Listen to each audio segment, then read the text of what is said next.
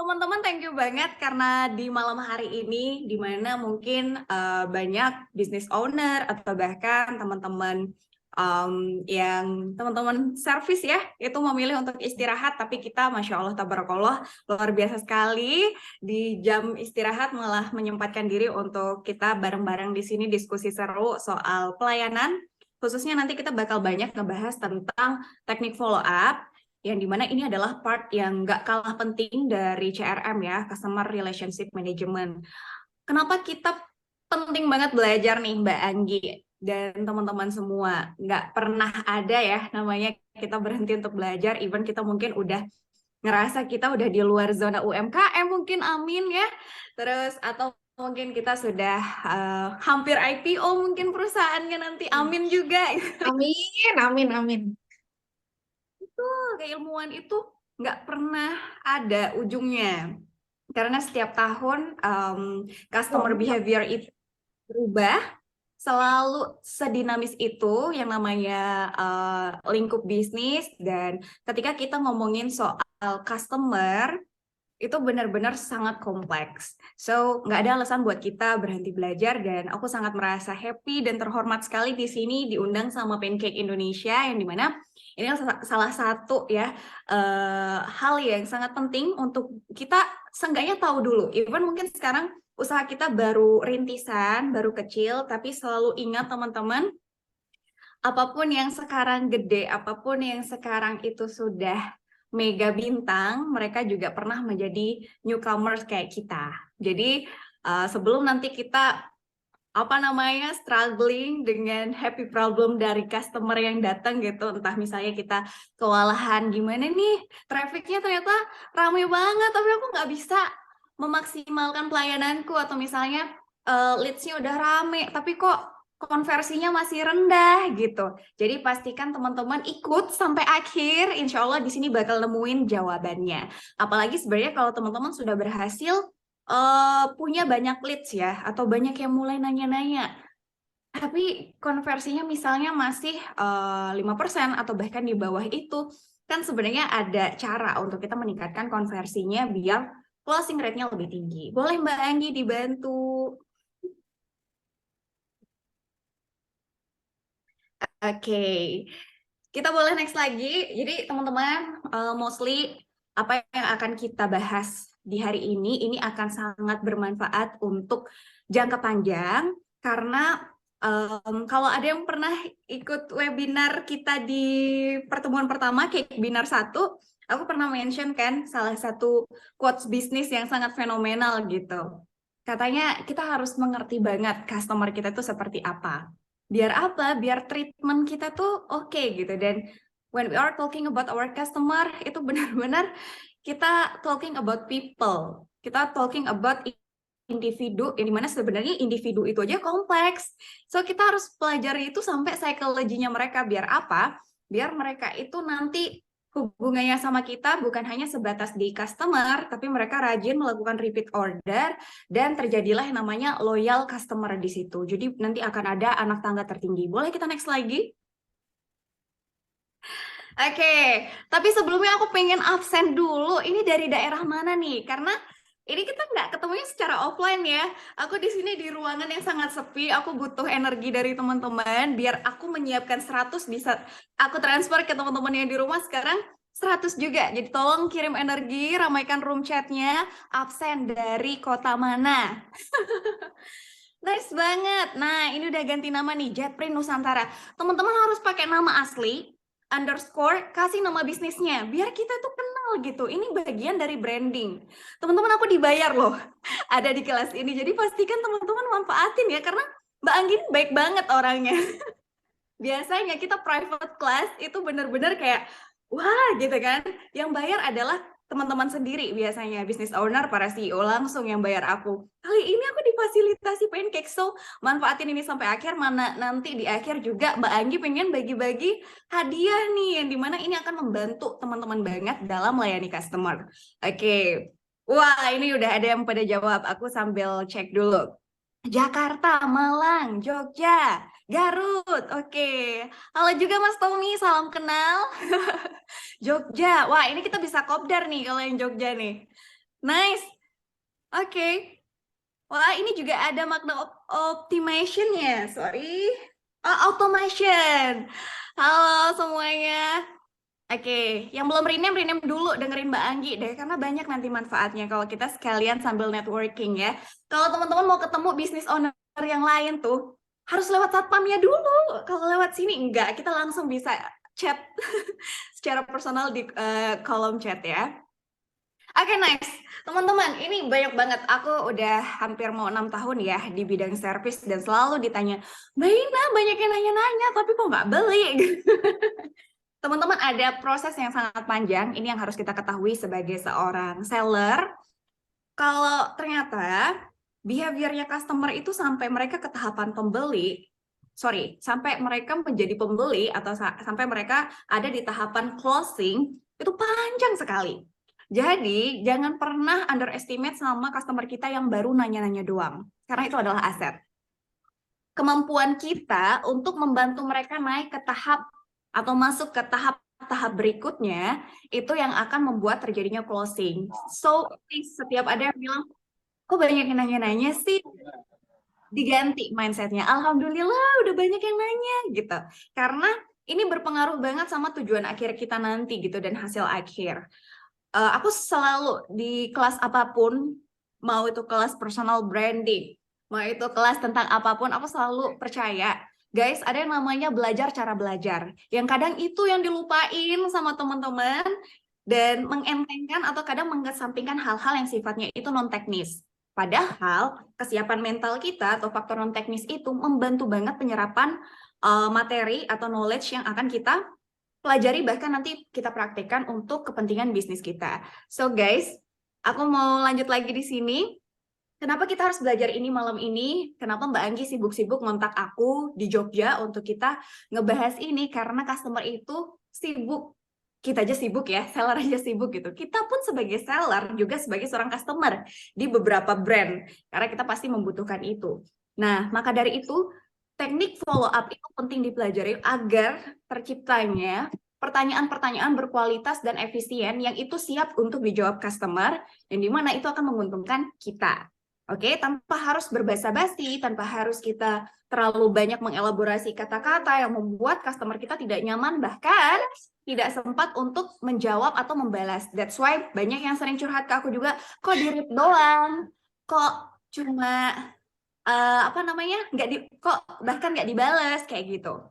Berarti kita yang kurang atraktif sebagai seorang seller atau sebagai seorang admin atau sebagai seorang CS. Kita boleh next lagi? Oke. Boleh di screenshot, tapi di sini juga aku nanti akan jelaskan dengan sangat rinci. Boleh kita next lagi?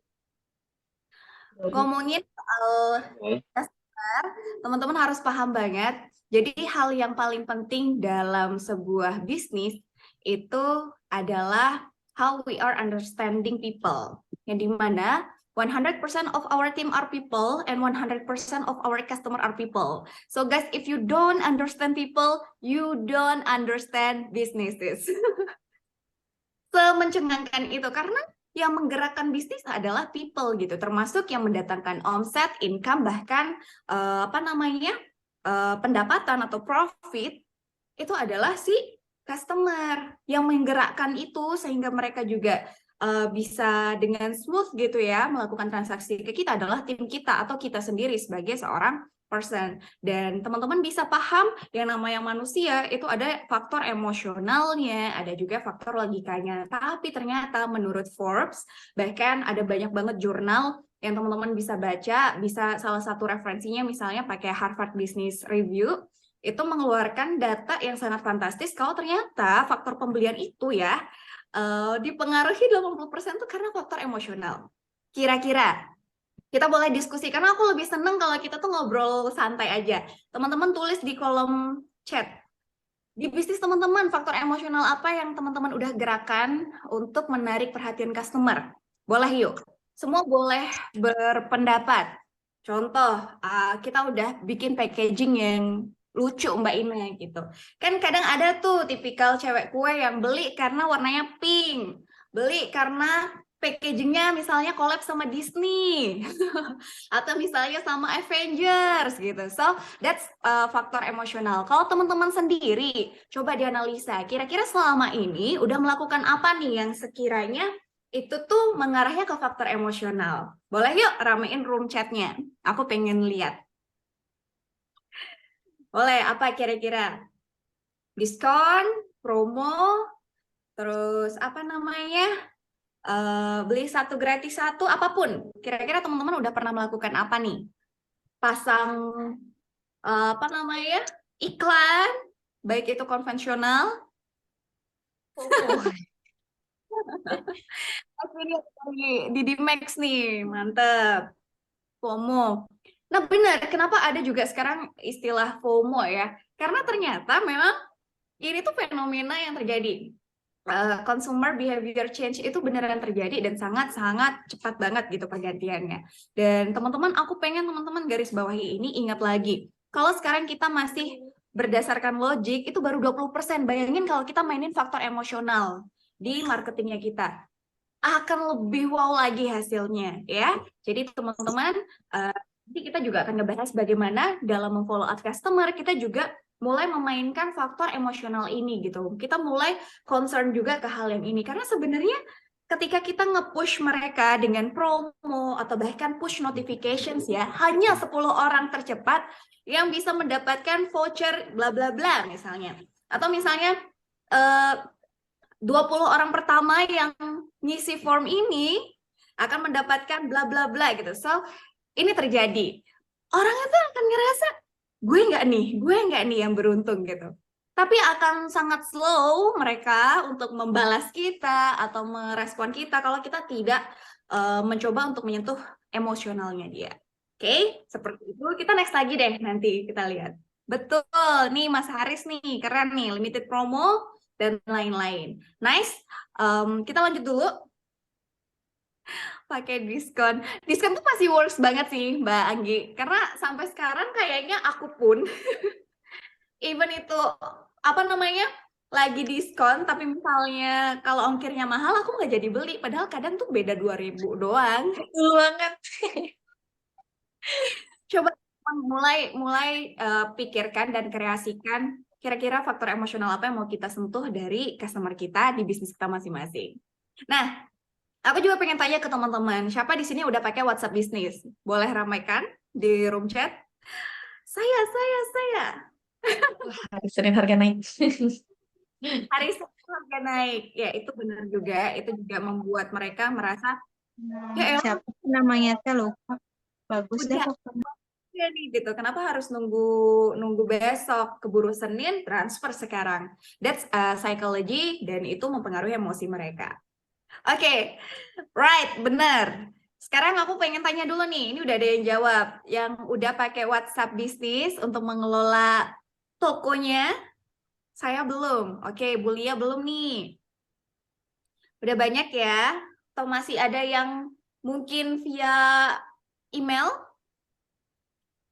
Honestly, kalau bisnisnya suamiku masih benar-benar pakai email banget karena kalau kita analisa atau melakukan customer mapping, memang sebagian besar yang beli orang luar negeri gitu. Karena mereka sangat cepat gitu ya merespon kalau di email. Tapi sayang banget kalau di Indonesia memang agak geser ya, kita lebih maju gitu. Kita lebih senang yang user friendly, yang itu hanya dalam genggaman tangan. So guys, aku pengen kasih tahu kita akan ngebahas dan mengerucutkan itu ke WhatsApp karena ini sangat luas banget dan aku ditantang sama Mbak Anggi nih dalam waktu 2 jam aja bisa mendeliver dan semoga ini benar-benar bisa langsung dipraktekin sama teman-teman. Kita next lagi aja karena waktu terus berjalan. Teman-teman, back to the topic, lihat di sini untuk teman-teman bisa mendapatkan seorang loyalis ya, yang tadi yang jauh dari kata nanya-nanya doang, itu prosesnya sangat panjang. Bisa dilihat di the loyalty ladder ini, di mana ini tuh benar-benar proses yang akan dilalui atau customer journey-nya si yang nanya-nanya tadi itu bisa loh sampai di paling atas kalau kita perlahan bantu mereka untuk naikin anak tangga ini satu persatu. Kenapa aku bilang kita yang bantu? Iya, siapa lagi, masa kompetitor gitu. Kalau kita menyerahin mereka ke kompetitor, mereka udah keluar dari funnel marketing kita, dimana nanti aku akan ngebahas itu juga. Di bawah prospek ini ada yang namanya suspek. Suspek itu lebih parah dari orang yang nanya-nanya tadi, teman-teman. Suspek itu bahkan dia belum tahu produk kita, dia nggak kenal, bahkan dia bodo amat sama brand kita. Nah, orang yang nanya-nanya tadi, itu dia udah tahu brand kita. Bahkan dia udah ada hasrat untuk melakukan transaksi atau pembelian. That's why dia nanya-nanya. Dia udah di levelnya itu udah bukan lagi aware gitu, tapi udah lebih advance dari aware. So, kita sebenarnya setiap ada yang nanya, harusnya kita tuh harus happy banget, kita harus membuka gerbang yang sangat besar untuk melayani mereka. Jadi jangan dipandang sebelah mata ya mulai sekarang. Oke, ini sebenarnya udah aku bahas di pertemuan kita di Cake Binar 1. Kalau yang ketinggalan dan baru join sekarang bisa nanti diakses kali di mana Mbak Anggi? Itu Pancake Indonesia. Oh, baik banget kan Mbak Anggi, udah bayar aku mahal gitu kan. Dia juga taruh di YouTube, jadi teman-teman tetap bisa belajar. So guys, oke kita lanjut dulu. Nah, aku pengen kasih tahu teman-teman, setiap ada yang nanya, sebenarnya itu dia udah masuk ke corong marketingnya kita ini. Yang dimana funnel marketing itu ada tahapan-tahapannya. Teman-teman yang belajar marketing, atau di sini teman-teman yang dari divisi marketing, pasti udah tahu funnel marketing yang paling basic dan sederhana, yang biasa itu disebutnya dengan AIDA. Ya, dari atas tuh kayak gini, AIDA gitu.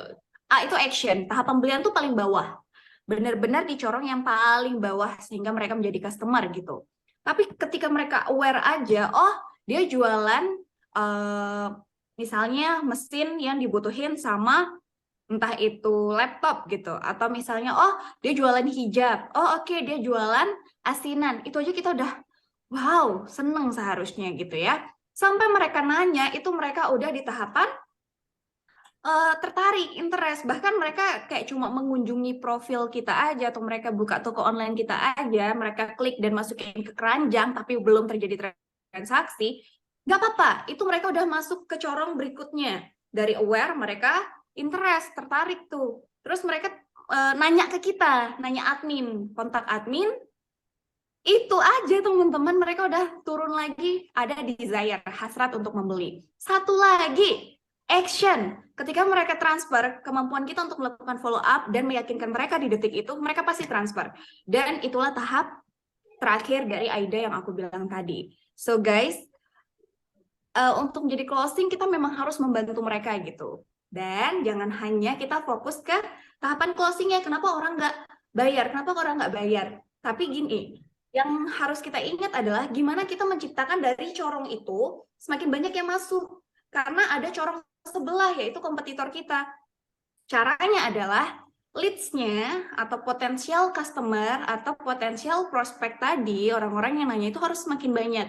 Dan kita harus mulai punya strategi untuk mengundang mereka biar mereka makin banyak yang masuk ke corong kita ini, ya. Jangan sampai karena ketidakmampuan kita untuk mengelola mereka yang sudah cenderung masuk ke corong kita ini, mereka jadi lompat, geser ke corong orang lain, yang dimana mereka malah, contoh, ketidakmampuan kita untuk fast respon misalnya nih.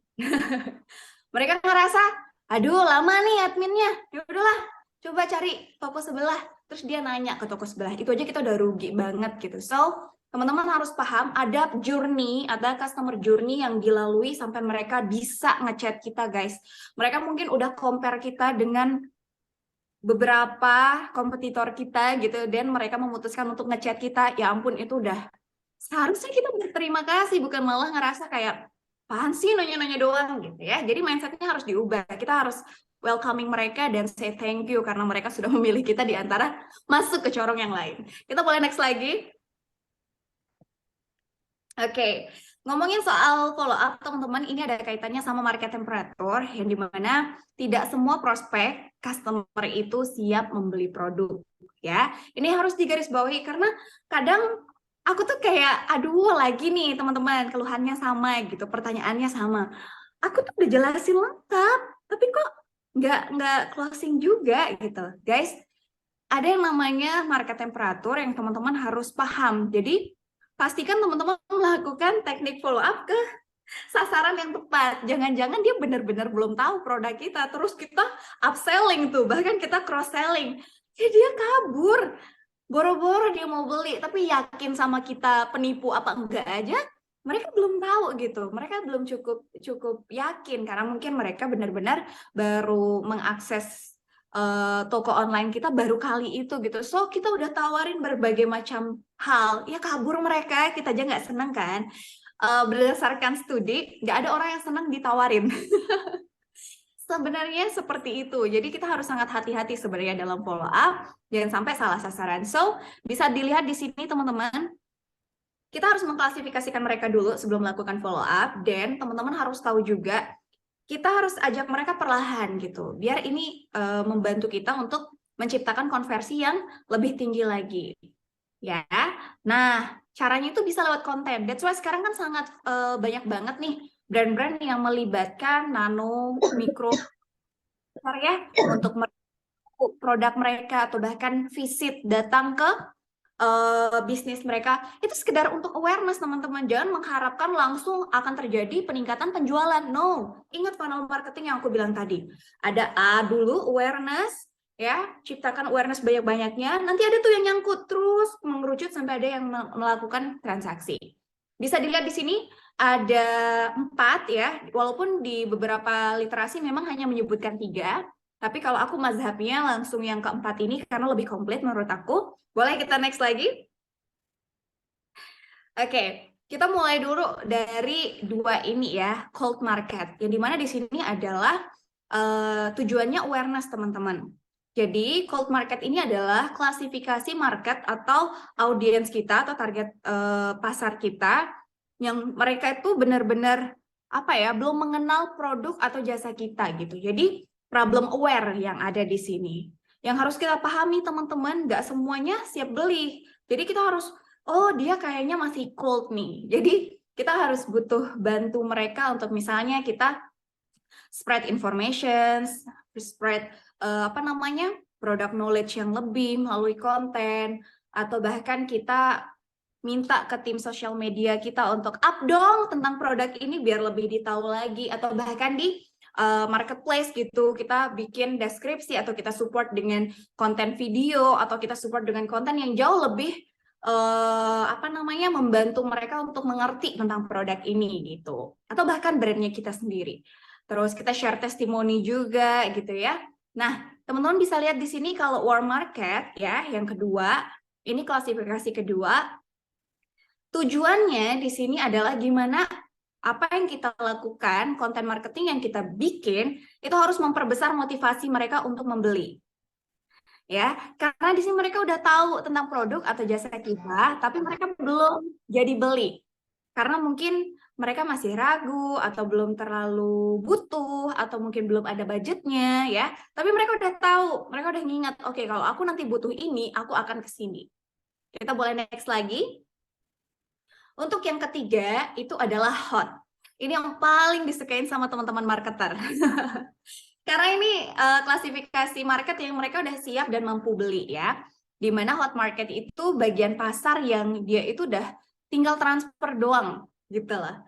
Tinggal kita sentil kayaknya langsung dia transfer. Ini enak banget kalau udah level audiens kita di level hot market ini. Terus yang terakhir adalah boil market yang dimana ini udah level tertinggi. Ini yang nggak banyak disebutkan sama beberapa referensi, tapi memang setelah aku pelajari banyak dari berbagai macam guru sales dan literasi luar juga gitu, ternyata ada juga istilah yang bull market yang dimana ini lebih ke customer retention atau kesetiaan pelanggan kita untuk melakukan retensi atau pengulangan pembelian hanya di brand kita. Mereka udah nggak melirik brand lain, even mungkin harganya beda sedikit, lebih mahal mereka karena faktor kedekatan, kenyamanan, dan mungkin service yang kita berikan lebih keren, itu mereka tetap memilih untuk langganan di kita, kayak gitu ya.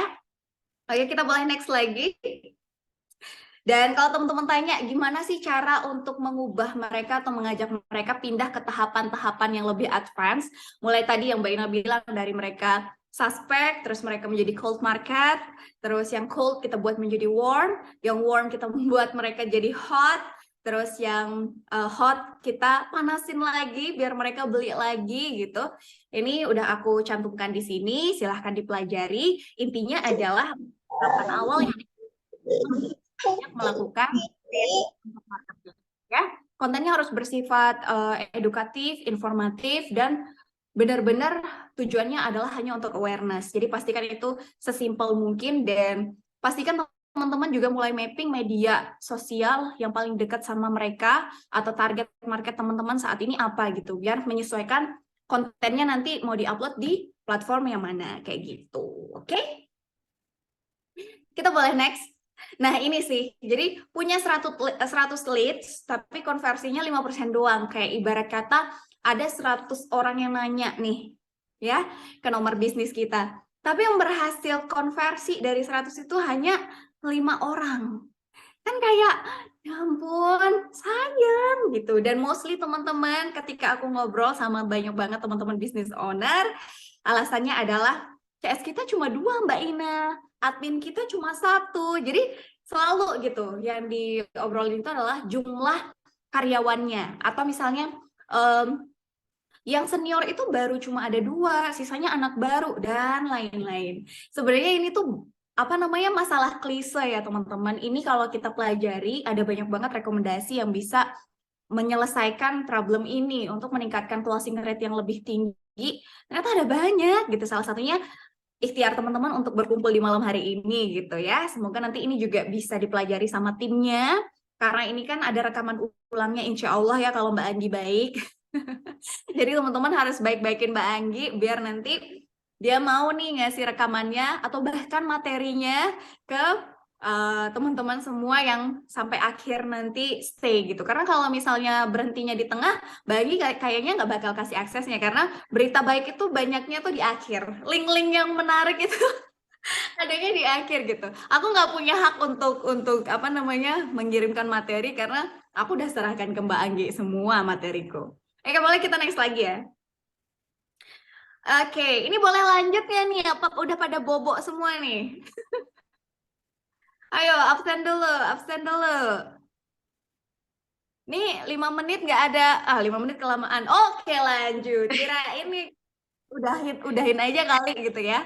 Oke, teman-teman santai aja. Jadi kalau nanti misalnya udah ada yang mau ditanyain atau mau diskusi bareng Mbak Anggi dan aku, itu bisa langsung aja nanti disimpan ya pertanyaannya dan bisa dituliskan saat nanti sesi Q&A. Dan teman-teman, aku juga mau ngasih tahu Mbak Anggi ini senior banget loh di bidang CRM. So nanti pastikan teman-teman juga manfaatin untuk tanya ya, karena teknologi itu udah nggak bisa kita hindari di masa ini dan ini menjawab apa kegelisahan kita selama ini yang mungkin ngerasa kayak CS kita baru 1 padahal trafficnya rame tapi nggak bisa maksimal bla bla bla. Standar tiap orang itu cara memahami SOP kita beda-beda, ada yang cepet, ada itu bisa semua disamaratakan ketika kita memang mau mulai shifting ke teknologi. Oke, jadi kita akan bahas ini, good follow-ups, itu drive repeat businesses. So, pastikan kita melakukan follow-up dengan baik dan benar, sampai itu ditransfer. Boleh next lagi? Tanpa adanya customer, kayak itu tidak akan bisa gajian, guys. Ya nggak sih? Oke, guys, ini dia 3 teknik follow-up yang alhamdulillah sampai saat ini masih aku lakukan, bahkan ke beberapa klienku, baik itu klien luar negeri maupun dalam negeri.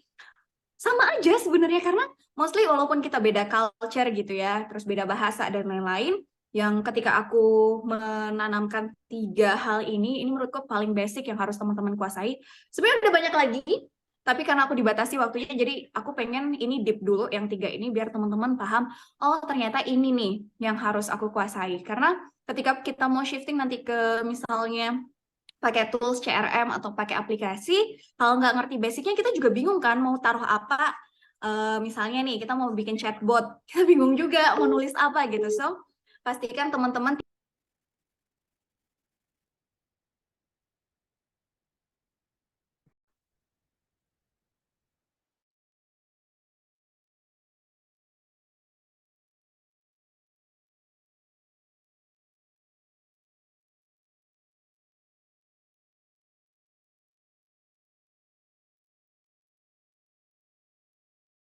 Loh, iya ya. Eh, sebentar. Oh, Mbak Inanya keluar, teman-teman. Kayaknya terputus deh. Recording in Saya pikir, progress. oke. Sorry, bentar ada kendala teknis. Aduh, sorry Oke, banget. ada kendala teknis. Tunggu sebentar ya, teman-teman. Suaranya udah terdengar? Sudah aman. Gimana, teman-teman? Di tempat Kita teman-teman lanjut. sudah aman? Mhm. Boleh kita lanjut? Sorry banget. Oke. Sorry banget. Oke, kita lanjut lagi. Nah, 3 teknik follow up ini teman-teman udah aku attach di sini dan kita mulai dari yang pertama gitu. Pastikan sebagai seorang admin CS ataupun even kita seorang business owner ya, menurut aku ini adalah hal basic yang kita harus bisa tahu, rasakan dan praktekin sebelum kita deliver ini ke tim. Karena ini penting banget. Ini benar-benar garda terdepan bisnisnya kita. Bayangin, customer baru say hello, kalau kita salah cara menjawabnya aja mereka udah langsung bye gitu. So tolong bikin apa namanya SOP atau bahkan standar yang ini bisa diikutin sama tim. Kita boleh next dulu? Oke, contohnya kayak gini ya teman-teman. Jadi teman-teman harus mulai inisiatif untuk bertanya di apapun kondisi ininya teman-teman ya. Jadi pastikan teman-teman tuh kayak, sorry, ini ada apa sih? Oke, pastikan teman-teman untuk memahami study case yang ini. Contoh, Mas, skincare yang ini berapaan gitu? Halo Kak, harganya sekian. Anggaplah 180.000 per pieces. Mau yang kemasan biru atau yang pink? Pikir-pikir dulu ya. Sering nggak sih kita dihadapkan sama customer yang dia sebenarnya menolak untuk melanjutkan obrolan dan dia bilang kita pikir-pikir dulu ya, atau saya tanya istri dulu, saya tanya ibu dulu, atau nanti dulu ya gitu. So, teman-teman pastiin jangan sampai kita menjawab iya boleh, selesai. Karena di detik itu juga customer kita akan pergi dan mencari toko lain, ya. Tapi kalau kita inisiatif, oh oke, dia bilang pikir-pikir dulu atau tanya istri dulu. Tapi kita langsung lempar dengan kalimat tanya. Jangan pernah akhiri percakapan dengan customer dengan kalimat tertutup. Harus itu benar-benar kalimat tanya. Sampai mereka yang jawab lagi, kita tanya lagi. Tugas kita sebagai seorang admin atau customer service yang baik itu adalah bertanya, menggali informasi sebanyak-banyaknya sampai kita bisa memfasilitasi mereka dan merekomendasikan mereka produk yang sesuai dengan kebutuhan mereka. Nah, ini kan dia jawab nih teman-teman. Baik, boleh Kak. Harganya ternyata mahal. Atau dalam kita melakukan teknik follow up, teman-teman harus tahu objection customer. Yang dimana sebenarnya kalau kata ahli dan selama aku bertahun-tahun di dunia ini, itu juga kayak, oh ternyata berulang kok gitu. Jadi kita nanti bisa bikin script ke CS kita. Kalau ada yang jawab kayak gini, nanti jawabannya kayak gini ya. Kalau ada yang jawabannya misalnya tanya istri dulu, nanti jawabannya seperti ini ya. Kalau ada yang bilang mahal nggak ada duit, jawabannya seperti ini. Karena mostly objection dari customer atau penolakan dari customer itu kalau nggak no money, mereka no need, mereka nggak butuh, mereka no power, mereka nggak bisa mengambil keputusan karena mereka nggak megang uangnya, yang mungkin menjadi bundaharanya adalah istri atau misalnya orang tua, atau mereka misalnya no apalagi ya, tadi no money, no need, terus no hurry, mereka nggak terburu-buru gitu. Jadi mereka kayaknya beli tahun depan juga nggak apa-apa gitu. So mereka tidak melakukan transaksi dalam waktu dekat gitu. So kita harus punya script yang kita bisa menjawab kebutuhan mereka dan kalau bisa mendirect mereka sampai terjadi yang namanya transaksi. Nah, ketika objection dari customer adalah cukup mahal, apa yang biasanya teman-teman lakukan? Boleh bantu aku mungkin atau sharing sama teman-teman yang lain di kolom chat. Kalau mereka bilang, oh berarti budget mereka itu nggak segitu gitu. Budget skincare-nya si Mbak ini itu misalnya di bawah 180.000. Ini kita harus tahu banget teman-teman. Oke, dikasih harga diskon promo. Iya kalau lagi promo. Tapi kan kayak gini ya, fenomena nih teman-teman. Kenapa ya customer tuh sekarang kalau nggak ada promo nggak belanja gitu, kayak jadinya kita dipaksa untuk menaikkan harga sampai kita bikin kayak ada harga promosi atau harga marketing di HPP, bukan HPP sih, di harga jualnya gitu. Aku pengen kasih tahu teman-teman, selain kita pakai promo dan lain-lain, ada beberapa alasan atau misalnya follow up yang bisa kita lakukan. Contoh, boleh kita next? Kita udah tahu nih ya, dia nanya, oke pikir-pikir dulu, kita tahu itu alasannya mahal. Kita bisa jawab lagi nih, nggak apa-apa Kak, silakan dipikir-pikir dulu gitu. Sambil kita tanya lagi gitu dan kita kasih rekomendasi. Kalau berkenan, kita ada yang travel size Kak, harganya mulai dari 47.500 aja gitu. Jadi kita ngasih mereka something yang sifatnya itu downsell. Ya, produk merek lain yang kita jual juga. Oke, kalau retail nih bisa juga. Ya mungkin harganya lebih miring ya. Istilahnya atau dari segi teori ini adalah downsell teman-teman. Kita berusaha untuk nawarin mereka something yang lebih murah karena kita tahu power mereka untuk beli itu nggak di harga itu gitu. Jadi jangan sampai kita cuek dan nggak berusaha untuk menggali alasan mereka membeli pertama. Yang kedua adalah problem kenapa mereka menunda untuk melakukan transaksi atau bahkan problem kenapa mereka nggak jadi beli kayak gitu. Jadi memang harus kita tanyain apapun jawabannya mereka ya. Yang dimana di sini akan menguntungkan kita, oh ternyata ada harga yang lebih murah, oh ternyata ada yang share in jar. Jadi kita kayak, oh ya udah boleh lihat katalognya Kak. Jadi nggak berhenti sampai di saya pikir-pikir dulu ya, terus kita jawab oke. Itu nanti akan susah follow up-nya karena mereka udah cenderung kayak, kayaknya aku nggak ada harapan di toko ini gitu karena budgetku tidak cukup gitu. Atau mungkin kita nanti bisa kasih beberapa script atau penawaran yang lain sesuai dengan kondisi teman-teman di bisnis masing-masing karena kan ini bidangnya beda-beda ya. Jadi ini contoh doang, silahkan teman-teman nanti bisa elaborasi dan kreasikan lagi kira-kira apa yang jawaban yang tepat ketika mereka misalnya bilang harganya kemahalan, nanti dulu Kak, dipikir-pikir dulu, tanya istri dulu, dan objection customer yang lain. Intinya seperti itu ya. Dan kalau beberapa sih banyak juga yang pakai yang ini, yang aku pin di sini. Jadi ada yang sistemnya ini. Tapi walaupun aku tidak merekomendasikan untuk mereka pakai pay letter ya.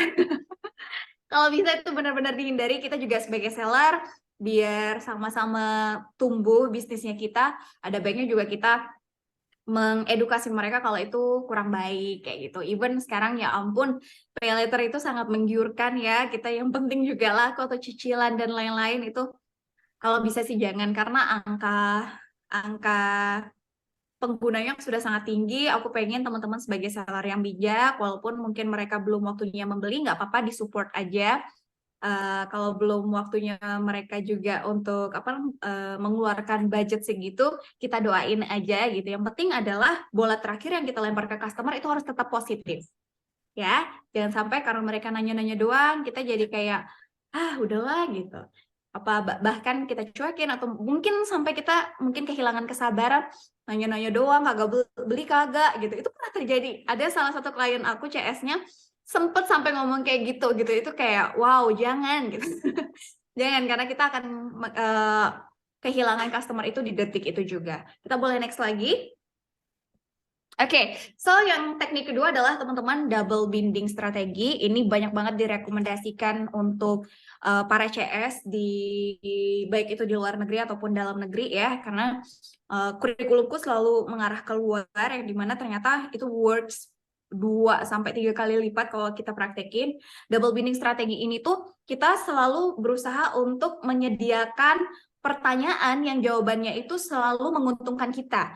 Karena kita melempar pertanyaan yang jawabannya iya dan iya. Jadi mindsetnya di sini harus benar dulu teman-teman. Faktor non teknis yang aku bilang di awal tadi, pastikan setiap kita melayani customer, dia pasti beli. Jadi kalau mindset kita udah benar, kita nanti cara jawabnya, bahkan kalimat yang kita lemparkan ke mereka, itu akan benar juga gitu. Contoh nih, jangan sampai kita melempar pertanyaan yang kayak, jadi beli nggak? Itu jawabannya kira-kira ada apa tuh kalau kita lemparnya, jadi beli nggak Kak? Iya dan enggak kan? Nah itu kita merugikan diri sendiri sebenarnya. Udah transfer belum? Belum Kak, masih sibuk. KO kita sampai di situ kan. Jadi pastikan kita melemparkan pertanyaan yang memang mindsetnya mereka pasti beli dan hanya ada jawaban iya dan iya dari pertanyaan yang kita lemparkan. Ya, oke di sini agak ke ini ya, sorry. Tapi masih bisa dibaca ya. Jadi contohnya bisa kayak gini. Rencananya kakak mau beli hijab atau one setnya sekalian kak gitu. Jadi misalnya dia mau beli nih. Halo kak, barangnya ini masih tersedia gitu. Hai kak, iya masih tersedia. Langsung lempar pertanyaan. Jangan sampai di jawaban itu doang teman-teman. Nah ini banyak banget aku menganalisa dari beberapa klien aku. CS-nya itu masih hanya sebatas menjawab seadanya. Tidak ada faktor ingin jualan di situ. Jadi kayak cuma tanya jawab yang kayak ada nggak kak? Ada. Warna pink ready, ready. Kakak mau? Itu tuh dia nggak membantu. Ya emang dia mau gitu. Tapi ada baiknya kita langsung lempar pertanyaan. Mau yang ini apa yang ini? Dikirim hari ini apa? Dikirim hari ini pakai paksel atau misalnya pakai pos? Mau transfernya via bank BCA atau Mandiri? Harus kita kasih pilihan yang itu jawabannya mengarah ke transaksi teman-teman ya. Ini menghemat banget karena kayak yang aku bilang tadi, customer itu udah sibuk banget. Mereka sibuk dengan kehidupan mereka. Kalau kita mempermudah mereka dengan pertanyaan yang smart, yang double binding seperti ini, itu akan memudahkan kita mencapai closing yang kita harapkan. Kita boleh next lagi? Nah, ini yang aku pengen tekankan di sini, dan ini juga semoga bisa menjadi semangat untuk kita semua untuk jangan pernah kendor untuk melakukan follow up, karena sebenarnya nggak akan ada namanya ya jawaban customer yang salah, karena terkadang pertanyaan kita yang kurang tepat. Kayak yang aku bilang tadi, kita yang mungkin ngasih pertanyaannya cenderung negatif, so dari mentally kita udah mengirimkan energi yang kita aja ragu gitu mereka mau beli, ya mereka juga ragu gitu. Jadi ada nasihat yang sangat luar biasa dari salah satu pakar sales guru yang bilang, sebelum kita melakukan follow up atau bertransaksi atau berjualan, pastikan kita sendiri itu yakin sama produk yang kita jual. Pastikan dari segi kualitas, pelayanan, kita memang sudah yakin kalau kita bisa membantu mereka menyelesaikan problem yang mereka hadapi. Karena bisnis yang long term dan jangka panjang adalah bisnis yang memang menjawab semua kebutuhan atau bahkan keinginan dari si customer kita. Ketika kita ngerasa, di read doang, ya dibalas seadanya, ya gagal closing, ya dia nggak jadi transfer, coba kita lihat chat sebelumnya. Apakah kita sudah cukup memberikan pertanyaan yang sebenarnya dibutuhkan sama mereka dan kita? Ini ya kuncinya. Jadi kadang kita nggak sadar teman-teman, dan no worries karena dulu kita belum belajar. Barangkali juga kenapa tim kita belum tinggi closing rate-nya. Coba dicek, barangkali selama ini mereka sering memberikan pertanyaan yang sifatnya ragu atau pertanyaan yang jujur kalau di orang-orang CS kita bilangnya itu pertanyaan haram untuk memberikan atau menambahkan imbuhan tidak, belum, enggak. Itu tuh benar-benar kayak secara psikologi marketing, secara psikologi customer itu jadi kayak yang tadi mungkin mau transfer karena memang dia lagi sibuk ngurusin anak, lagi masak, anaknya rewel gitu kan. Jadi transfer nggak sih? Dia yang sebenarnya pengen banget beli produk kita gitu. Jadi nggak dulu ya kak, maaf. Bisa loh itu terjadi. So, jangan pernah disepelekan ya pertanyaan kita, karena itu adalah aset yang berharga yang akan membawa closing ke kita. Oke, nah double binding sendiri ini aku dapetin dari salah satu, sebenarnya ini udah sangat terkenal dan kalau nggak salah pencetusnya itu si Dale Carnegie ini, one of the best author yang aku suka banget about communications and sales. Bahkan dia juga sangat jago di bidang persuasif ya. Buku paling terkenalnya, salah satu yang paling terkenal dan best seller dunia itu adalah yang ini. Aku rekomendasiin banget untuk jadi bacaan teman-teman karena ini benar-benar akan ngebantu kita pede banget melayani customer. Tapi ini bukan buku sales, bukan buku marketing. Ini buku tentang komunikasi, tapi ini benar-benar membantu banget, guys. Bayangin, judulnya aja How to Win Friends and Influence People gitu. So, ini aku rekomendasikan banget kalau teman-teman pengen tahu isi kepalaku, salah satunya ini. Oke, thank you. Kita lanjut ke yang ketiga. Betul Kak Sela, yang covernya merah. Tapi memang ada yang warna putih juga untuk series yang kalau nggak salah yang yang lama gitu. Jadi memang dia ada beberapa cover, tapi aku saranin teman-teman beli kalau bisa jangan yang terjemahan ya. Ada banyak di Periplus atau misalnya kalau mau beli langsung dari luar juga Amazon dan lain-lain itu juga bagus karena kaget aku ngelihat yang terjemahan kayak oh kurang kurang kurang kurang oke gitu. Jadi nggak apa-apa walaupun English kita juga misalnya pakai translate pun gitu ngelihatnya it's okay itu jauh lebih bagus. Terjemahan tuh kacau banget sih menurutku. Jadi kalau bisa beli yang asli. Oke, kita lanjut dan yang terakhir teman-teman rutin follow up. Aku pengen kasih tahu ke teman-teman kalau dalam follow up itu sangat jarang sekali terjadi closing di interaksi pertama atau di pertemuan pertama atau di chatan pertama kita sama customer. So, jangan bersedih dan jangan berkecil hati ketika teman-teman ngerasa kok di-read doang, kok blastingan WA aku cuma dikasih jempol atau dikasih apa meme siap kayak gitu. Jangan sedih, mereka respon aja tuh udah oke banget. Itu udah jauh lebih positif daripada nggak dibaca sama sekali karena aku udah bertahun-tahun pernah mengalami yang ketika aku blasting, ngasih promo, niatnya baik ya. Kita mau ngasih mereka promo, kita mau ngasih mereka hadiah gitu. Dibaca aja enggak, itu aku sudah melaluinya. Dan ketika aku belajar, astaga ternyata gitu ya, emang nggak bisa guys. Kita kayak nggak kenal, tiba-tiba kita sok iye gitu ya, PDKT sama mereka mau ngasih diskon, even kita mau ngasih diskon. Ya mereka mau kayak, bayangin teman-teman ketemu orang baru, terus nih aku kasih makanan, sapelo gitu loh. Mereka juga sama, even lewat WhatsApp doang yang tidak ada visualnya itu nggak apa-apa. Mereka juga sama, mereka juga worry, mereka juga ada perasaan, siapa sih?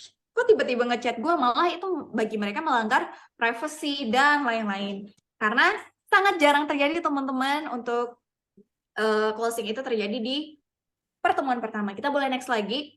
Berdasarkan hasil penelitian, teman-teman bisa lihat di sini ya. Jadi lihat di sini, di mana follow up itu kenapa sih penting? Kan katanya kita ngarimen nih. Nah, ternyata faktanya 2% penjualan itu terjadi pada kontak pertama. Hanya 2%. So, ini relates banget sama tadi curhatan teman-teman yang bilang, astaga dibaca doang gitu. Karena emang penelitian itu udah menunjukkan kalau kayak gini memang. Dan teman-teman bisa lihat di sini 80% penjualan itu terjadi pada kontak ke 5 sampai ke 12 kali. So, interaksi itu penting sekali ya. Kalau teman-teman tahu lagunya Tulus, interaksi, ini benar-benar penting banget ternyata. Berinteraksi dengan customer kita, semakin sering kita mengirimkan pesan, semakin sering kita ngasih treatment. Bukan pesannya itu interaksi yang dimaksud di sini bukan hanya nawarin ya, tapi juga treatment. Treatmentnya itu kayak daily, kita ngasih ke mereka, ngasih tahu ke mereka misalnya, halo, ini udah 1 bulan dari transaksi kamu yang terakhir di toko kami, bagaimana kondisi barangnya, apakah masih oke? Ini apa namanya? Kami kirimkan misalnya cara perawatan produk atau misalnya cara bla bla bla. Jadi something yang sifatnya informasi itu juga dibutuhin sama mereka. Pertanyaannya, apakah ini sudah pernah dilakukan? Mungkin kita juga kayak mengabaikan ya broadcast dari brand-brand yang mungkin udah pernah kita transaksi di situ dan kita ngerasa kayak itu spam. Tapi percaya sama aku teman-teman, kalian baca kan? Even itu cuma di notifikasi dan kita sangat tahu kan kalau dia care ke kita. Poinnya di situ. Karena nanti ketika kita kepikiran untuk misalnya anggap kita habis ke klinik gigi, terus kita di chat terus mulai diingetin perawatan bla bla bla bla sampai dia kirim promo. Ketika kita butuh untuk ke dokter gigi lagi, pasti kita akan ke situ gitu karena secara tidak sadar itu membantu kita untuk interaksi-interaksi yang tadi yang ada di chat itu membantu kita mengambil keputusan seperti itu. Jadi teman-teman di sini juga aku udah kasih syarat follow up itu yang baik itu seperti apa ya. Jadi pastikan kita juga tidak memaksa. Terus kalau mau follow up ada baiknya itu memang 2 kali 24 jam. So kalau misalnya teman-teman follow up terakhirnya itu Senin, Selasa atau nggak maksimal banget Rabu gitu, itu udah di chat lagi gitu ya. Tapi kalau misalnya udah lebih dari itu mereka juga tidak merespon atau nggak ada respon positif, tinggalin ya.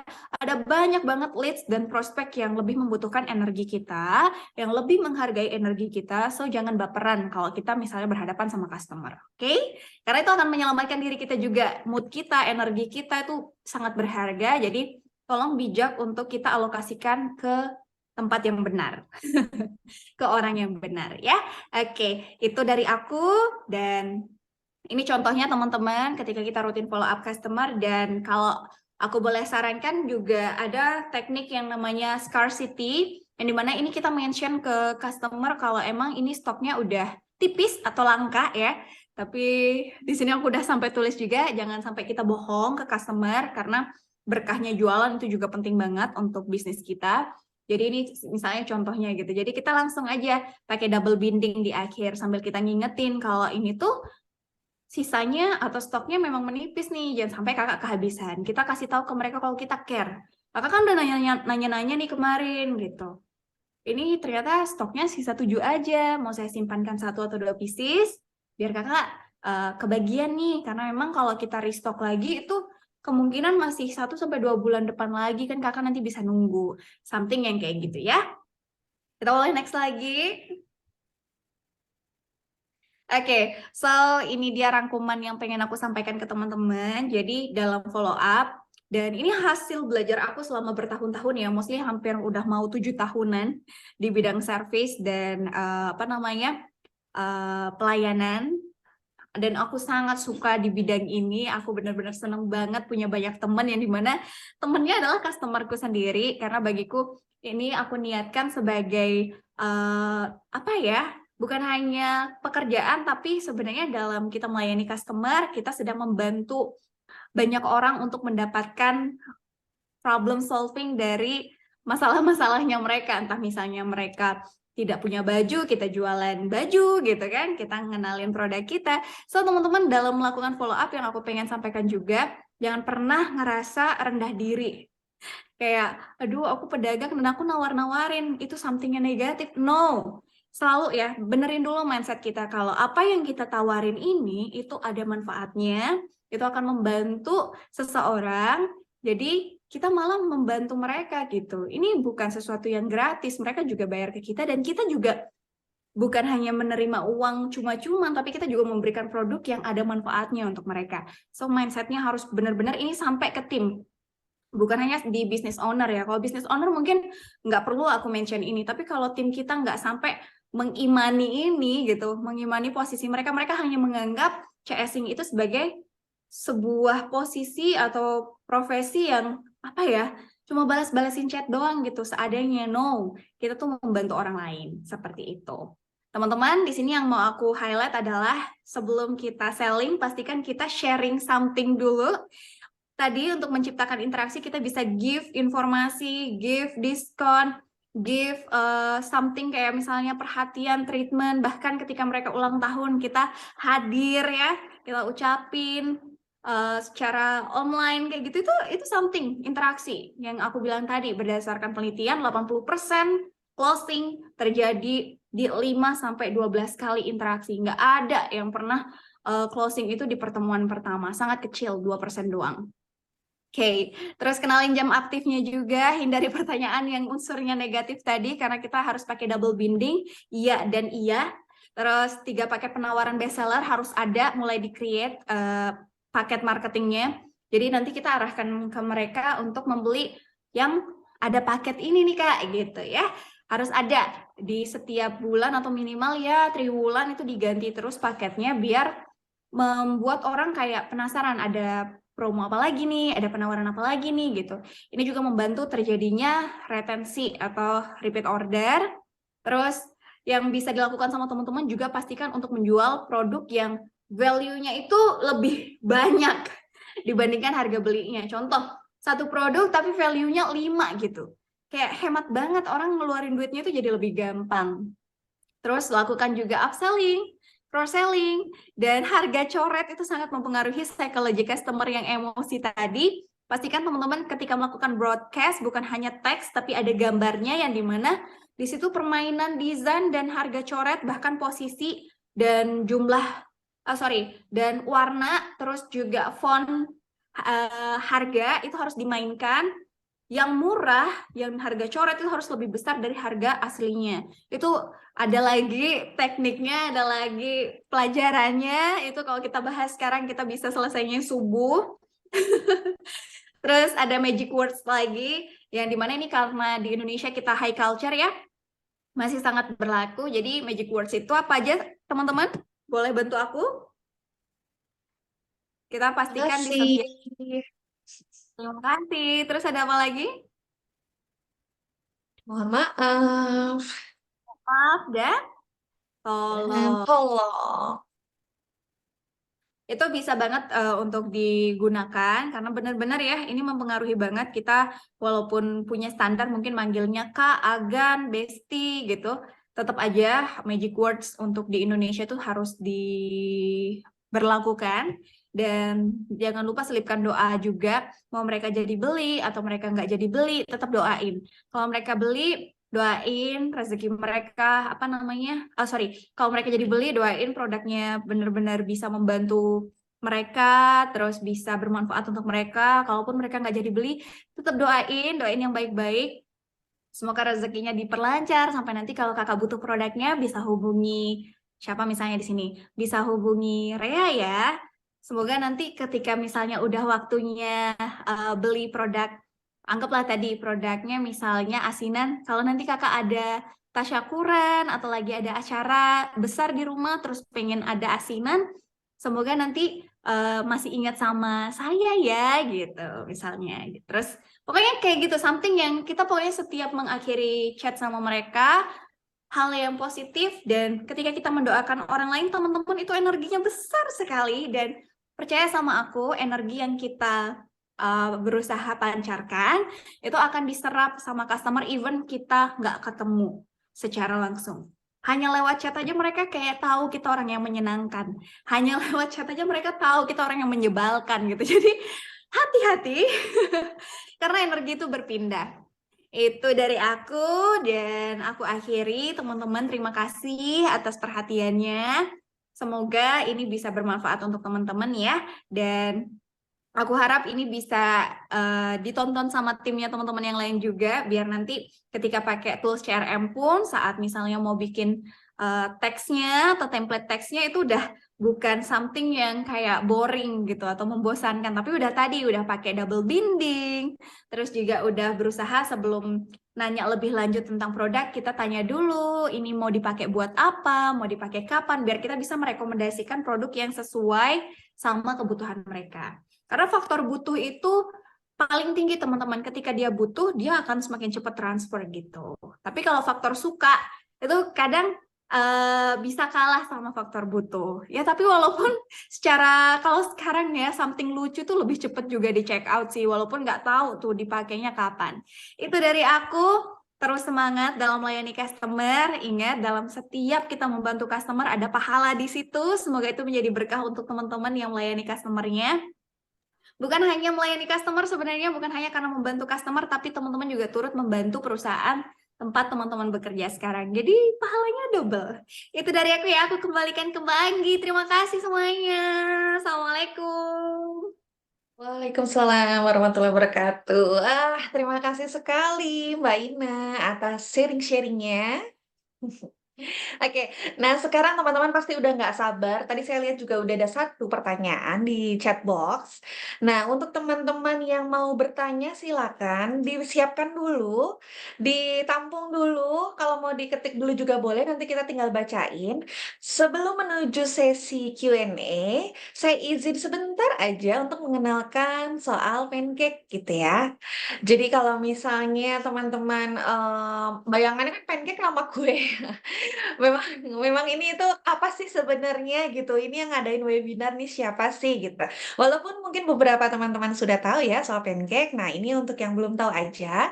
Jadi Pancake ini adalah platform ya, aplikasi yang bisa membantu bisnis online teman-teman. Jadi kita produknya memang ada seperti potongan kue gitu. Jadi kalau disatukan itu masing-masing bisa menjadi sebuah kesatuan ekosistem. Seperti itu. Oke, nah